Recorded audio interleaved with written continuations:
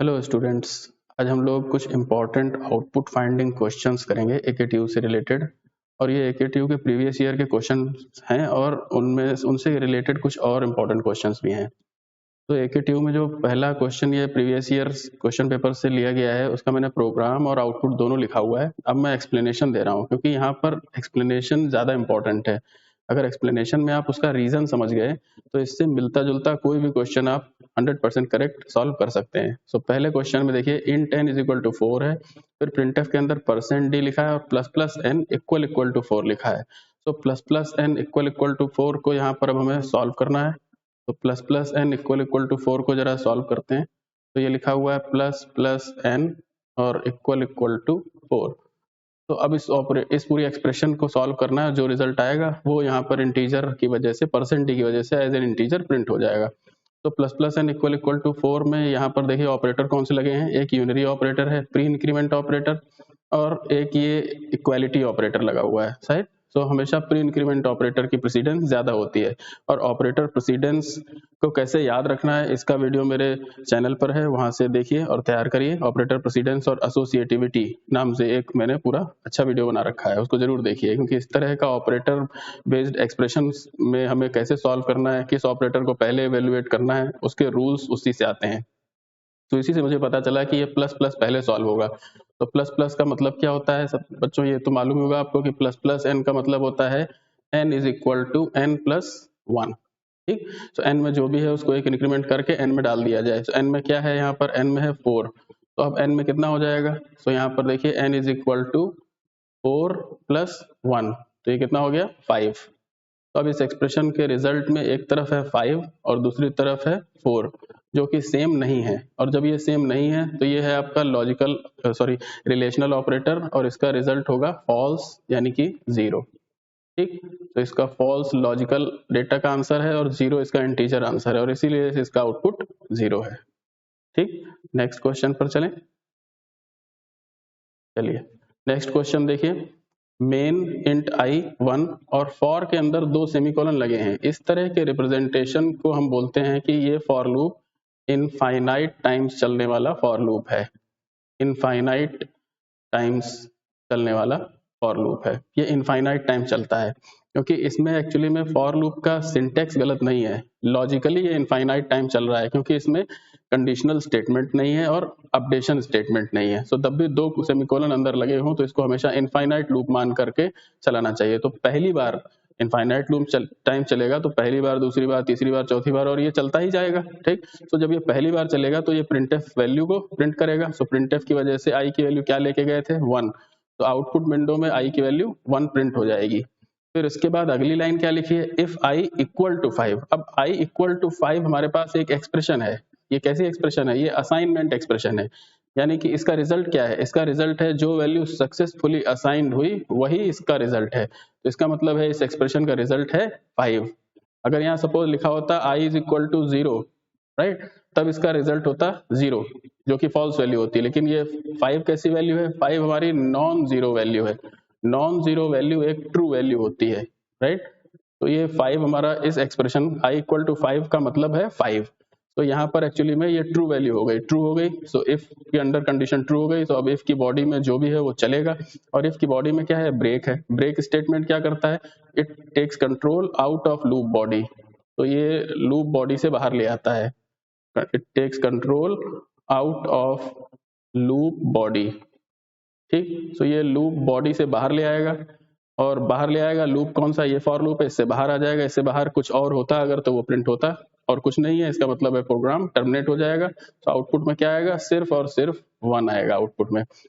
सो अगर यहाँ पर आई की वैल्यू सपोज 0 होती, मान लिया, अब इसको भी सॉल्व कर लेते हैं। आई की वैल्यू अगर 0 होती तो यहाँ 0 आई को असाइन हो जाता और रिजल्ट 0 हो जाता। रिजल्ट अगर 0 हो जाता तो लूप फेल हो जाता, ब्रेक नहीं चलता। ब्रेक नहीं चलता तो फिर से फॉर लूप क्योंकि इनफाइनाइट टाइम चल रहा है, तब इसका आंसर क्या हो जाता, तब इसका आंसर हो जाता 1 1 1 1 1 1 अप टू इनफाइनाइट टाइम्स। ठीक, एक तो ये हो गया। दूसरा, अगर i इक्वल टू 5 होता, यहाँ पर इफ के अंदर लिखा होता इफ i इक्वल टू 5, तब क्या होता। सो अब यहाँ पर ये कंपेयर करता, राइट, क्योंकि i की वैल्यू 1 है। सो 1 इक्वल टू 5, ये क्या हो जाता 1 इक्वल टू 5, फेल हो जाता, जीरो आ जाता, राइट। तो फिर ब्रेक नहीं चलता। जब भी ब्रेक नहीं चलेगा तो ये क्योंकि इनफाइनाइट टाइम चलने वाला लूप है, ये चलता ही रहेगा। तो यहाँ पर आई की वैल्यू 1 1 1 1 होती रहेगी, ठीक, राइट।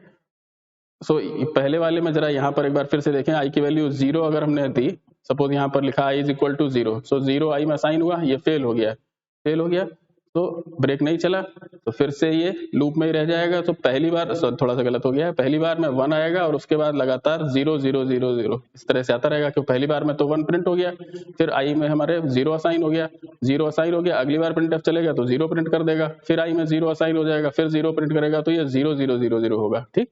तो थोड़ा सा इसको करेक्ट कर लीजिए। नेक्स्ट क्वेश्चन में आए। नेक्स्ट क्वेश्चन में देखिए क्या दिया है, x की वैल्यू 3, y की वैल्यू 4, a 6 और z 7 रिजल्ट, राइट। अब ये एक्सप्रेशन सॉल्व करनी है, सो इस एक्सप्रेशन को हम यहाँ पर एक बार फिर से लिखते हैं और सॉल्व करते हैं। तो x ग्रेटर देन y, ये तो ब्रैकेट में है, ठीक। उसके बाद यहाँ पर लिखा हुआ है प्लस प्लस a और नॉट ऑफ z। तो अब इसमें प्रेसिडेंस के हिसाब से अगर देखें तो ब्रैकेट तो सॉल्व होगा ही सबसे पहले, क्योंकि ब्रैकेट की प्रेसिडेंस सबसे ज्यादा होती है, प्रायोरिटी सबसे ज्यादा है। सो ब्रैकेट के अंदर क्या है, यहाँ पर ब्रैकेट के अंदर है 3 ग्रेटर देन 4। अब क्या 3 ग्रेटर देन 4 होता है? नहीं होता है। सो ये क्या हो जाएगा, ये हो जाएगा 0। फिर आगे गए हम प्लस, अब ये प्लस प्लस ए सॉल्व होगा, राइट। तो ब्रैकेट के अंदर 0 है तो 0 तो सॉल्व हो गया, ठीक है। प्लस प्लस ए, सो ए की वैल्यू को क्या कर देगा, 6 है यहाँ पर, यहाँ क्या हो जाएगी 6 प्लस 1 यानी कितना हो जाएगा 7। और फिर है और ऑपरेटर लगा है, और फिर है नॉट ऑफ जेड, नॉट भी यूनरी ऑपरेटर है, पहले सॉल्व होगा। सो ब्रैकेट और यूनरी ऑपरेटर्स की प्रेसिडेंस हमेशा बाइनरी ऑपरेटर से ज्यादा होती है, तो उसको सॉल्व करके रख लिया जाता है। तो इसीलिए नॉट ऑफ जेड सॉल्व हो जाएगा। सो नॉट ऑफ जेड में यहाँ पर क्या हो जाएगा, ये हो जाएगा नॉट ऑफ 7। तो 7 एक ट्रू वैल्यू है, नॉट ऑपरेटर लॉजिकल ऑपरेटर है, ये इसको क्या बना देगा, ये इसको 0 बना देगा। सो यहाँ पर हमारे पास जो रिजल्ट आएगा वो कुछ इस तरह से आएगा।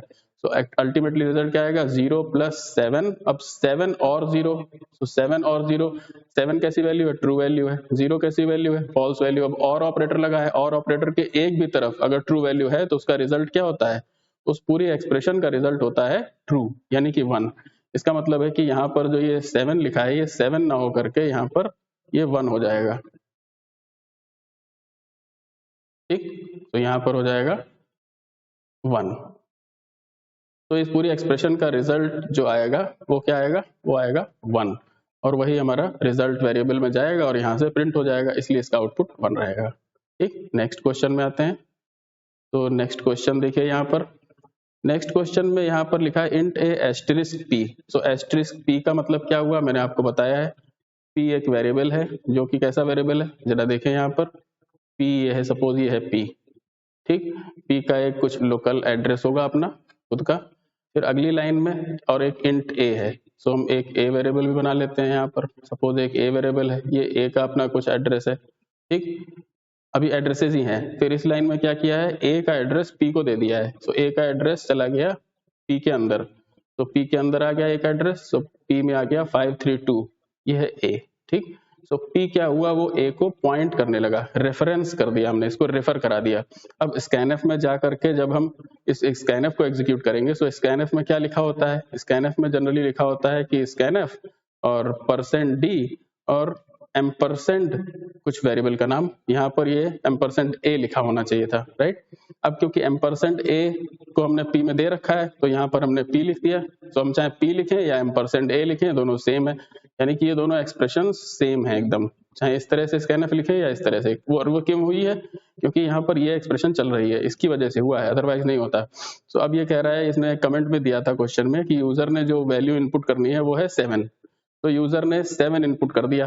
तो 7 इनपुट किया है कहां पर, पी के पास जो एड्रेस है वहां पर, सो ऑटोमेटिकली वो किसको मिल जाएगा, पी के पास क्या एड्रेस है 532, सो वहां पर 7 चला जाएगा। तो इससे जो आउटपुट आएगा वो क्या आएगा, ए की वैल्यू प्रिंट हो जाएगी और वो होगा 7, ठीक। ये इसका रीजन हो गया प्रिंट करने का। अब ये थोड़ा सा क्वेश्चन डिफिकल्ट है, इसको बहुत ध्यान से करेंगे। यहाँ इंट ए की वैल्यू 100 है। अब यहाँ पर एक स्ट्रिंग की प्रॉपर्टी लग रही है, ये एक स्ट्रिंग है, ये पूरी क्या है, ये पूरी एक स्ट्रिंग है। तो स्ट्रिंग मतलब क्या होता है आपको पता ही है, स्ट्रिंग एक कैरेक्टर का एरे होता है। तो इसमें यहाँ पर एक स्ट्रिंग के अंदर एक जगह पर लिखा है %, एक हो गया डी, ठीक, एक हो गया स्लैश और एक हो गया एन।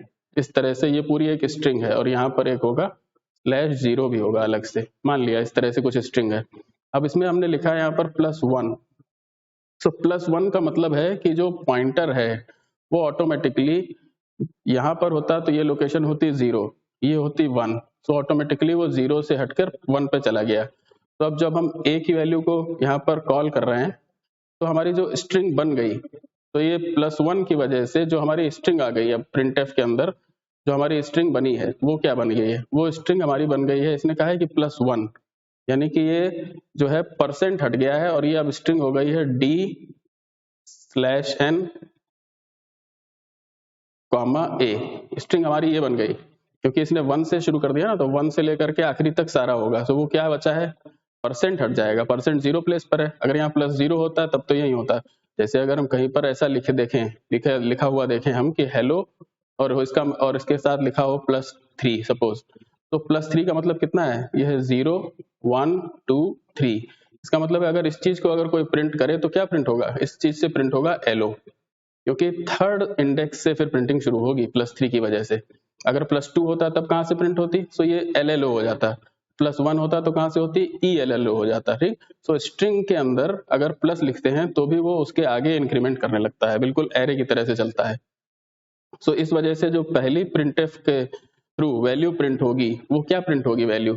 अब ए तो प्रिंट नहीं हो सकता क्योंकि %d नहीं है, %d की वजह से ए की वैल्यू प्रिंट होती है। %d एक इंटीजर को रिप्रेजेंट करता है, फॉर्मेट स्पेसिफायर है, और ये भी बताता है कि इस प्लेस पर ए प्रिंट हो। तो अब प्रिंट क्या होगा, प्रिंट होगा सिर्फ d। सो इसलिए ये देखिए पहली लाइन को जो आउटपुट है वो सिर्फ d है। फिर /n चल जाएगा, /n चलने की वजह से जो अगला वाला प्रिंटफ है वो नई लाइन में प्रिंट होगा। अब नई लाइन में क्या लिखा है, देखिए value is equal to %d +3। अब इस पूरी स्ट्रिंग में कैसे लिखा हुआ है, देखिए यहाँ पर VALUE स्पेस है, फिर इज है, फिर इक्वल टू है, फिर %d है, और इसको बंद करने के बाद लगाया है +3। ठीक, इसको लगाने के बाद +3। अब +3 को जब हम इवेलुएट करेगा कंपाइलर तो उसको कहाँ पर पहुंचाएगा, ये होगा 0, ये 1, ये 2 और ये है 3। तो हमारे पास कंपाइलर को जो स्ट्रिंग दिखेगी वो होगी UE is equal to %d। Compiler को ये दिखेगा, राइट, ये दिखेगा और कॉमा a। प्रिंटफ में ये हो जाएगा। अब पहले प्रिंटफ में ये था जो आपने ऊपर देखा, राइट, यहाँ तक था प्लस कॉमा a था, है ना, ये था प्रिंटफ में, ओरिजिनली प्रिंटफ में ये था, लेकिन सॉल्व होने के बाद प्रिंटफ में बचेगा क्या, ये। तो अब ये चीज प्रिंट होनी है, तो ये चीज में UE तो ऐसा सच प्रिंट हो जाएगा, यहाँ पर हो गया, इज हो गया, इक्वल टू हो गया, और %d की जगह क्या प्रिंट हो जाएगा, %d की जगह a की वैल्यू प्रिंट हो जाएगी जो कि 100 गिवन है क्वेश्चन में, और इस वजह से इस स्ट्रिंग का answer UE is equal to 100 आएगा। ठीक, तो इसको एक बार वीडियो को पॉज करके फिर से एक बार रीजन को समझिएगा और सुनिएगा। नेक्स्ट क्वेश्चन में आते हैं, ARR1 इज इक्वल टू 10। इसका मतलब है कि मेमोरी में कहीं पर एक ARR नाम का एरे है। ठीक, एक ARR नाम का एरे है और ये 1 क्या है, 1 है इसका साइज, यानी कि इस ARR नाम के एरे का साइज कितना है, 1 है, यानी एक ही एलिमेंट है उसके अंदर। ठीक, ARR का जो है ये ARR 0 है, और इसमें इसका मतलब है कि इसके अंदर एक ही एलिमेंट है, और वो एलिमेंट क्या है, वो एलिमेंट हमारा गिवन है यहाँ पर 10 है। तो एक एरे है जिसमें एक ही एलिमेंट है, ये बता रहा है कि एरे का साइज कितना है, क्योंकि एरे को इनिशियलाइज कर रहे हैं ना यहाँ पर, ये एरे का इनिशियलाइजेशन है। इनिशियलाइज करने के बाद अगर किसी ने लिखा होता है ARR1 तब हमारा 10 जो है ARR का सेकेंड एलिमेंट होता, लेकिन यहाँ पर ये इनिशियलाइजेशन के समय पर ही लिख दिया है int ARR1 is equal to 10। Suppose यहाँ पर ऐसा लिखा होता कि int ARR, राइट, ऐसे लिखा होता कि int ARR और फिर कुछ भी साइज लिखा होता 2 या 3 या 4 या कुछ भी, फिर लिखा होता अगर कि ARR1 इज इक्वल टू 10, तब ये 10 क्यों, कौन सा एलिमेंट होता, तब 10 हमारा सेकेंड एलिमेंट होता है, फर्स्ट एलिमेंट पे 0 आ जाता है अपने आप से। ठीक, लेकिन यहाँ पर इनिशियलाइज करते समय लिख दिया है इसको, इसलिए क्या है कि ARR एक एरे है ARR जिसका साइज 1 है और उसमें एक एलिमेंट है 10, तो ये ARR 0 हो गया। तो अब यहाँ पर एक और बात आ रही है, 0 ARR। अब देखिए जब मैंने आपको पढ़ाया है कि अगर हम इस तरह से लिख रहे हैं ARRI, तो इसको हम इस तरह से भी रिप्रेजेंट कर सकते हैं, %ARR प्लस I लिख सकते हैं। तो इसी को हम ऐसा भी लिख सकते हैं एस्टेरिस्क में I प्लस ARR, क्योंकि एडिशन ऑपरेशन है, जो ARR A प्लस B हो या B प्लस A हो सेम होता है। तो इसी वजह से ये जो एस्टेरिस्क I प्लस ARR है, तो यहाँ पर हम I को बाहर और ARR को अंदर भी ले सकते हैं, और ये सेम चीज रिप्रेजेंट करता है। इसका मतलब है कि जो 0 ARR है this is same as ARR 0। तो इंडेक्स की वैल्यू और एरे का नेम आपस में प्लेस बदल सकते हैं 1D एरे के अंदर डायरेक्टली, और ये करेक्ट है, तो इसी वजह से इसका आउटपुट 10 प्रिंट होगा। चलिए नेक्स्ट क्वेश्चन में देखें। अब यहाँ पर वॉइड पॉइंटर का साइज प्रिंट करा रहा है। Now it depends upon the size of processor. ये प्रोसेसर के कैपेसिटी पर डिपेंड करता है कि वॉइड पॉइंटर कितनी प्लेस लेगा। तो अगर प्रोसेसर का साइज जो है, if processor is 16 bit processor है ना, 16 बिट प्रोसेसर है, तो वॉइड पॉइंटर कितना साइज लेगा, 2 बाइट्स लेगा। ठीक, अगर प्रोसेसर हमारा सपोज 32 बिट प्रोसेसर है, 32 बिट प्रोसेसर में यही वाला वाइड पॉइंटर कितना साइज लेगा, 4 बाइट्स लेगा। मेरा जो ये प्रोसेसर है डेव C++ जो मैंने इंस्टॉल कर रखा है, और करंटली सारे प्रोसेसर 64 बिट के आ रहे हैं, तो इस वजह से इसके केस में आउटपुट यहाँ पर जो आएगा वो 8 बाइट्स आएगा। तो आप इस क्वेश्चन का आउटपुट लिखने के साथ साथ ये रीजन भी बता दीजिए कि एज पर the size of processor output will be this. ठीक, and it will give you added advantage and positive impact on the mind of evaluator. Next देखिए ये क्या है, ये मैक्रो है। So hash define product n into n। So ये function like macro है, यानी कि कहीं पर प्रोडक्ट नाम का एक फंक्शन अगर आएगा तो प्री प्रोसेसर डायरेक्टिव उसकी जगह पर n into n डाल देगा, राइट। सो यहाँ पर है प्रोडक्ट 4। सो इस एक्सप्रेशन को एक बार लिखते हैं, j is equal to 64 divide by, यहाँ लिखा हुआ है प्रोडक्ट 4। अब हमें कंपाइलर को क्या दिख रहा होगा, कंपाइलर को प्रोडक्ट 4 नहीं दिखेगा, कंपाइलर को क्या दिखेगा, क्योंकि प्री प्रोसेसर तब तक रिप्लेस कर चुका होगा। यहाँ पर ये 4 यहाँ कर देगा 4 into 4, तो कंपाइलर यहाँ पर क्या कर देगा 64 डिवाइड बाई 4 into 4। अब ये एक्सप्रेशन कंपाइलर विल इवेलुएट, अब कंपाइलर इसको सॉल्व करेगा। तो कंपाइलर इसको कैसे सॉल्व करेगा, अब इसमें डिवीजन है और मल्टीप्लिकेशन है, डिवीजन और मल्टीप्लिकेशन सेम प्रायोरिटी होती है, और इसलिए इसको हम एसोसिएटिविटी से सॉल्व करते हैं, और हम चलते हैं लेफ्ट टू राइट, क्योंकि ये बाइनरी ऑपरेटर है, लेफ्ट टू राइट सॉल्व करेंगे। दोनों बाइनरी ऑपरेटर हैं, दोनों अरिथमेटिकल ऑपरेटर हैं, so left to right solve करेंगे तो 64 डिवाइड बाई 4 को पहले सॉल्व करेंगे, answer will be 16 and that will be multiplied by 4 and answer will be 64। तो इसलिए इसका आंसर 64 आएगा। ठीक बात है। अब यहाँ पर जरा सा चेंज करिए, चेंज क्या करिए कि इस एक्सप्रेशन को ऐसा कर दीजिए जरा, j is equal to 64 divide by product, और यहाँ पर लिख दीजिए 4 + 2। मेरी बात समझिए, प्रोडक्ट 4 + 2 पास कर दीजिए इसमें। अब ये प्रोडक्ट 4 + 2, सो n की वैल्यू कितनी आई है इसमें, n की वैल्यू है पूरी 4 + 2, लेकिन प्री प्रोसेसर इसको सॉल्व करके 6 नहीं बना देगा। तो अब जो कंपाइलर को दिखेगा वो क्या होगा, थोड़ा ध्यान दीजिए यहाँ पर। तो यहाँ पर n की जगह पर n into n आना है, सो n की वैल्यू है क्या यहाँ पर 4 + 2, तो यहाँ पर क्या आ जाएगा 4 + 2 into 4 + 2। तो इसका आंसर डायरेक्ट मत कर दीजिएगा यहाँ पर कि 64 डिवाइड बाई और 6 into 6, तो गलत हो जाएगा। तो इसको इस तरह से सॉल्व करना है, तो आप दोनों तरह से जरा करके देखिएगा, कंपाइलर पे भी चला के देखिए। 64 बाई 4 कितना आ जाएगा, फिर से सॉल्व करेंगे, ये 16 प्लस 2 into 4 कितना आएगा 8 + 2, तो अब आंसर कितना आएगा 8 + 2 10, अब आंसर आएगा 26। और अगर सपोज हमने इसको गलत कर लिया होता तब आंसर कितना आता, तब आंसर आता 64 डिवाइड बाई 6 into 6। ठीक, अब आंसर कितना आता है यहाँ पर, 6 से 64 डिवाइड करेंगे, इंटीजर डिवीजन है ये, तो 6 से अगर डिवाइड करेंगे तो 10 आएगा इसका आंसर। इसका आंसर आएगा 10 into 6 दैट इज 60, जो कि गलत है। इसका आंसर आएगा 26। कोई ये तो नहीं समझ रहा है 10 कैसे आया, 10 आएगा 64 को जब 6 से डिवाइड करेंगे, 6 10 60 होता है ना, तो जो पॉइंट्स में आएगा वो हट जाएगा, क्योंकि 64 इंटीजर है, 6 भी इंटीजर है, तो 10 आएगा। तो इसको ध्यान रखिएगा, इस तरह का क्वेश्चन आ सकता है। नेक्स्ट क्वेश्चन है यहाँ पर int pointer p is equal to 10। अब इस तरह से हम असाइनमेंट नहीं कर सकते, क्योंकि p एक पॉइंटर वेरिएबल है और इसको क्या असाइन होता है, इसको असाइन होता है एड्रेस। हम डायरेक्ट इंटीजर नहीं दे सकते। सो ये एक्चुअली में इस एक्सप्रेशन के अंदर एक तरफ पॉइंटर वेरिएबल है और दूसरी तरफ इंटीजर है, तो इसीलिए प्रिंटफ एक्चुअली में रन होते समय कोई एरर नहीं देता है, नो एरर, राइट, एरर नहीं देगा, but program will terminate abruptly, but program will terminate, right. तो यहाँ पर प्रोग्राम टर्मिनेट हो जाएगा और कोई भी आउटपुट नहीं दिखेगा।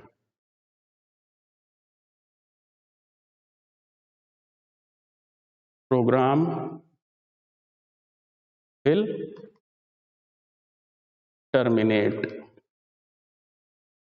एब्रप्टली। कुछ कुछ कंपाइलर हो सकता है इसमें एरर भी दे दें कि ये लाइन आपने कैसे लिख दिया यहाँ पर, ठीक। तो हम यहाँ पर हमेशा एड्रेस देते हैं, हम कोई भी वैल्यू नहीं दे सकते बिकॉज 10 इंटीजर और p इंटीजर पॉइंटर है, दोनों सेम नहीं है, ठीक। नेक्स्ट क्वेश्चन में आते हैं। यहाँ पर स्विच केस दिया हुआ है। अब यहाँ पर स्विच के अंदर हेलो पास किया। हेलो क्या है? हेलो एक स्ट्रिंग है। अब स्विच के अंदर जो ये एक्सप्रेशन होती है ये कैसी होनी चाहिए? ये कंपाइल टाइम इंटीजर होनी चाहिए। कैसी होनी चाहिए? Compile time integer. और ये है स्ट्रिंग, तो ये एक एरर है, ठीक। एक एरर तो ये हो गई, ये देखिए पहला यहाँ बताया है switch quantity is not integer. दूसरी चीज में आइए, अब यहाँ पर केस के अंदर भी स्ट्रिंग दी हुई है। अब केस के अंदर यहाँ पर क्या होना चाहिए? केस के अंदर होना चाहिए कंपाइल टाइम कांस्टेंट इंटीजर। ये रिस्ट्रिक्शंस है, इनको याद रखने से आपके आगे के भी क्वेश्चन सॉल्व हो जाएंगे इसी तरह के। सो इसीलिए ये भी क्या हो गई? ये भी एरर है, ठीक। ये है सेकेंड एरर। तो इसलिए ये दोनों एरर मेंशन कर दीजिए और आगे बढ़िए। तो आगे बढ़ते हैं। तो यहाँ पर देखिए क्या दिया हुआ है, यहाँ दिया हुआ है बिट वाइज नॉट ऑपरेटर, ठीक है ना। ये क्या दिया हुआ है आपका? बिट वाइज नॉट ऑपरेटर है,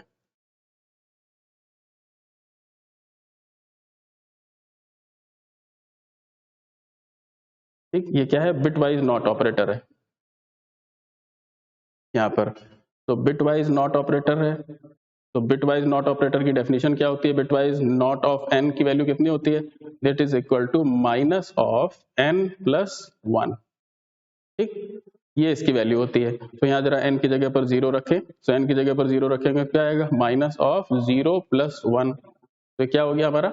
ये हो गया -1, ठीक। -1 हो गया ये, और एक्सप्रेशन हमारी अब क्या हो गई? -1 इक्वल टू -1। तो ये तो ट्रू हो गया, ये ट्रू है। ट्रू है मतलब ये एक्सप्रेशन हमको आउटपुट में 1 देगी। 1 देगी तो इफ करेक्ट हो गया तो हेलो प्रिंट होगा, और इसके नीचे अब हाई लिखा हो, कुछ भी लिखा हो, ये तो रिमेनिंग पार्ट है तो हाई तो प्रिंट होगा ही, इसलिए आउटपुट आ जाएगा हेलो हाई, ठीक। अब जरा हम आगे के नेक्स्ट क्वेश्चन को देखते हैं। नेक्स्ट क्वेश्चन हमारा यहाँ पर